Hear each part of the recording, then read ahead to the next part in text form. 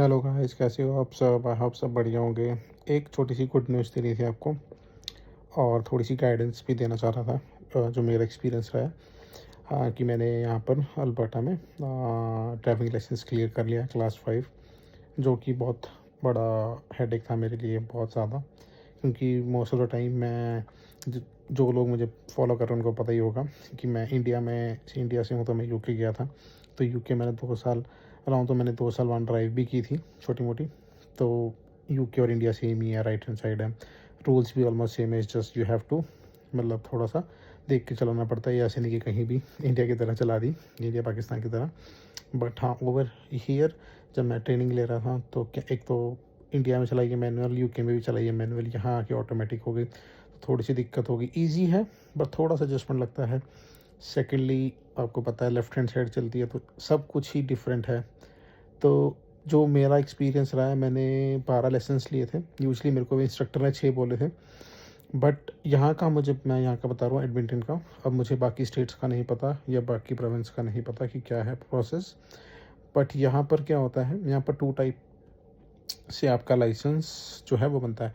जैसे अगर आप यूके की से कंपेयर करो, तो यूके में आपका पहले प्रोविजनल बनता है, फिर आप जो प्रॉपर फुल लाइसेंस होता है उसके लिए अप्लाई करते हो। बट ये, और जो प्रोविजनल होता है उसको बनाने के लिए आपको जो भी पैसे देने पड़ते हैं, उसके बाद फिर आपको टेस्ट देना पड़ता है। उसके बाद फिर जब वो टेस्ट क्लियर करते हैं, फिर आप लाइसेंस के लिए एलिजिबल होते हो, मतलब ट्रायल के लिए या टेस्ट के लिए। यहाँ पर उल्टा है। यहाँ पर एवरी प्रोविंस का दूसरा दूसरा, जैसे कोई G1 कहते हैं, कोई G2 कहते हैं, मुझे आइडिया नहीं है, पर यहाँ का बताता हूँ।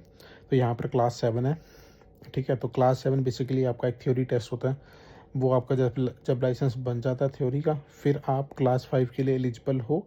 बट यहाँ पर 2 कंडीशंस हैं।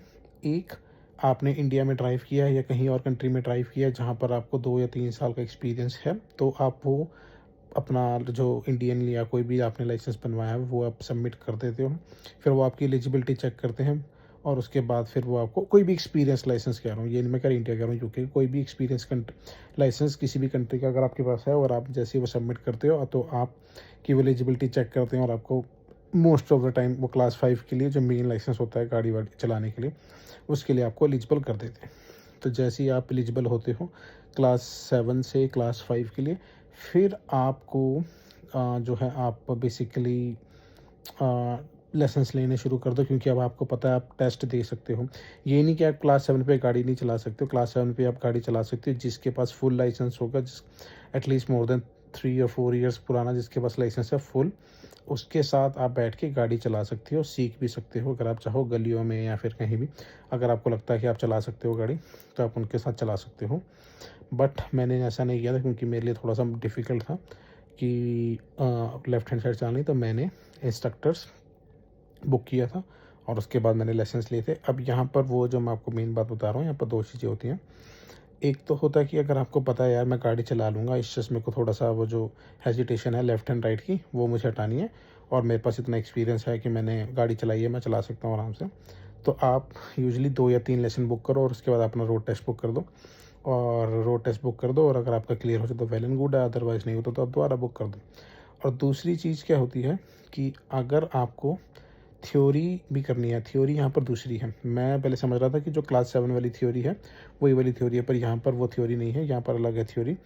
इसमें क्या होता है, जैसे ही आप इंस्ट्रक्टर को या किसी जो भी ड्राइविंग स्कूल को फ़ोन करते हो, आपसे ये पूछता है कि आपको फुल लेसन्स लेने हैं या आपको सिर्फ 2 या 4 लेसन लेने हैं। वो कैसे, अगर आप 2 या 4 लेसन लेते हो, जो मैंने आपको बताया, ठीक है। फुल लाइसेंस का उसका मीन होता है कि यहाँ पर 10 आवर्स की आपकी ड्राइविंग लाइसेंस आपको लेने हैं। जैसे ही आप 10 आवर्स के लिए, जो गवर्नमेंट ऑफ अल्बर्टा कहती है उसके हिसाब से, कि अगर आप 10 आवर्स के लिए आप लेसन ले रहे हो, तो वो आप एलिजिबल हो टेस्ट, रोड टेस्ट के लिए। मतलब आपने 10 घंटे आपने गाड़ी चला लिया, तो इट मीन्स आपको आ गई। बट उसमें ये फ़ायदा होता है कि जो न्यू ड्राइवर होता है यहाँ पर, जैसे मैं आया हूँ, तो मेरे को इंश्योरेंस थोड़ी सी महंगी पड़ेगी। बट अगर मैं फुल कोर्स के लिए जाता हूँ, तो वो 10 आवर्स की लाइसेंस तो देगा ही, प्लस मेरे को एक थ्योरी लाइसेंस भी देगा, जो कि एक काइंड ऑफ अ टेस्ट होता है। अभी वो मैं आपको, जब मैं वो क्लियर करूँगा तो उसकी मैं एक आपको बता दूँगा। तो बेसिकली जहाँ तक मुझे पता लगा है कि वो टेस्ट होता है जिसमें वो आपको 1 दिन आपको, सैटरडे संडे 2 दिन होता है, तो सैटरडे वो आपको सारी ट्रेनिंग्स वगैरह करवाएंगे, सारी रूल्स एंड रेगुलेशन बताने के बाद आपके टेस्ट लेंगे।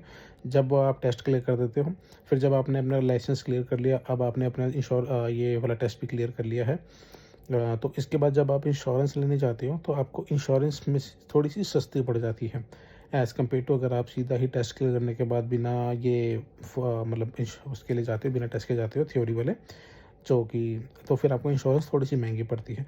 बट मैं आपको सजेस्ट करूँगा आपकी प्रेफरेंस के ऊपर, अगर आपको जो भी ठीक लगता है, बट एज़ अ न्यू कमर मैं आपको सजेस्ट करूँगा कि आप फुल के लिए चले जाओ, क्योंकि उससे आपको बाद में भी आपको उतने ही पैसे लगेंगे, आपकी इंश्योरेंस बढ़ जाएगी। और यहाँ पर इंश्योरेंस थोड़ी सी हेक्टिक चीज़ है, क्योंकि अगर आपकी गाड़ी किसी से टच हो गई या कुछ हो गया तो आपकी इंश्योरेंस बढ़ जाएगी, जो कि थोड़ी सी आपको फिर कॉस्टली पड़नी शुरू हो जाएगी इंश्योरेंस ना। तो बेटर ये है कि पहले ही बाद में पे करने से अच्छा आप अभी पे कर दो, उसके बाद इंश्योरेंस ले लो सस्ती और गाड़ी चलाओ आराम से, कोई प्रॉब्लम नहीं है। और अभी मैं आपको यही बताऊंगा कि कुछ जो फैक्टर्स हैं आपको कंसीडर करने हैं यहाँ पर लाइसेंस लेते हुए।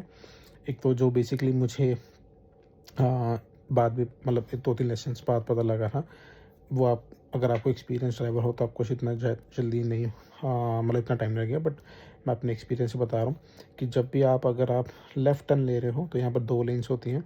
तो अगर आप लेफ़्ट टर्न ले रहे हो तो आपको लेफ़्ट टर्न में ही मूव करना है सबसे पहले। अपने इंडिया की तरह नहीं है या कि आपने बड़ा मतलब लॉन्ग वाइड टर्न ले लिया और आप लेफ़्ट टर्न से मूव होते होते आप राइट लेन्स में चले गए, वैसा नहीं है।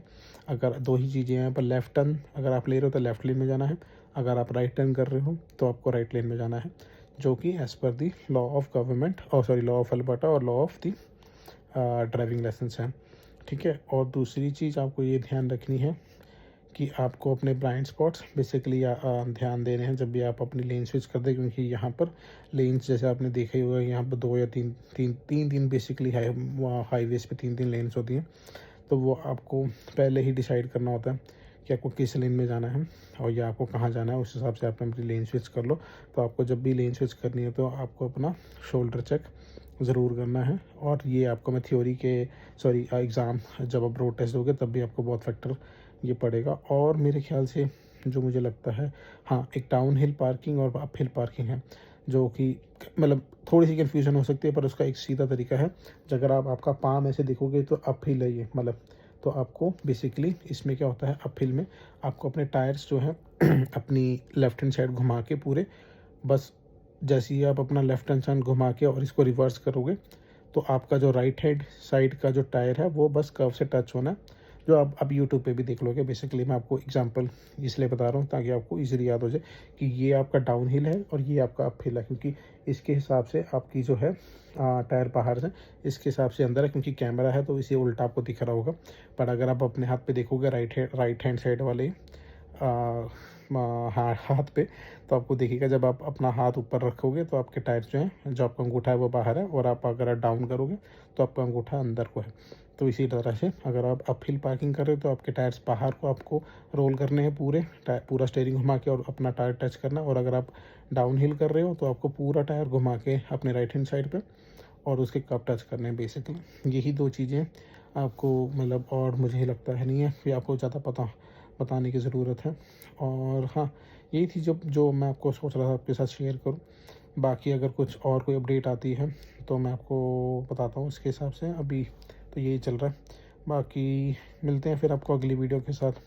Till then take care. और स्नो बढ़ रही है अगले वीक जो भी एडमिंटन में है वो थोड़ा सा अपना नेक्स्ट वीक थोड़ा सा लेयर्स लूअर्स डाल के जाए, क्योंकि अगले वीक 26-27 होने वाला और स्नो होने वाली है बहुत ज़्यादा।